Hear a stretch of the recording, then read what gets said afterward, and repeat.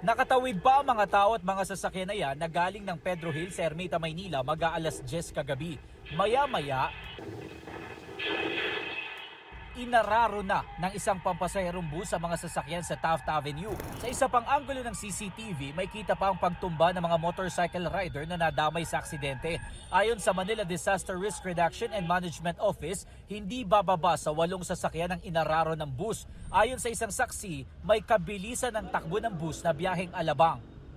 Bumangga pa nga siya dun sa isang yung poste ng LRT tapos nakita ko na lang yun ay inararo niya yung mga ibang mga kotse pati yung mga motor.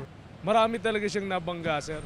Ayon pa sa MDRRMO, umabot sa 9 na tao ang nasugatan na nabigyan ng paunang lunas. Ayon sa company driver ng puting MPV, galing sila ng Binondo ng kanyang pasahero at papunta sana ng Pasay para magsundo pa. Nagulat na lang daw siya nang matumbok sila ng bus. Di ko na naisip, sir. Paglingon ko kasi, sir, ando na yung uso ng bus doon sa tapat ko, sir. Napasigaw na lang ako sa Lord. Iniinda niya ngayon ang bukol sa ulo matapos tumama sa pinto ng sasakyan. Ang kasama niya nasugatan sa braso dahil sa mga basag na salamin. Ito yung bus na sinasabing ng araro ng hindi bababa sa 8 sasakyan. Sabi ng mga otoridad, maswerte at hindi ganun karami ang mga pasahero na sakay ng bus noong oras na maganap ang aksidente.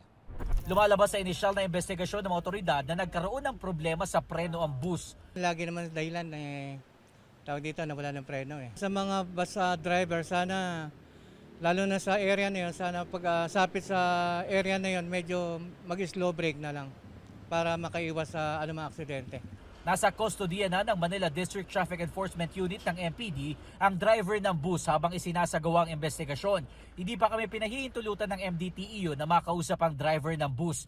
Posible siyang maharap sa reklamong reckless driving resulting in multiple physical injuries and multiple damage to property.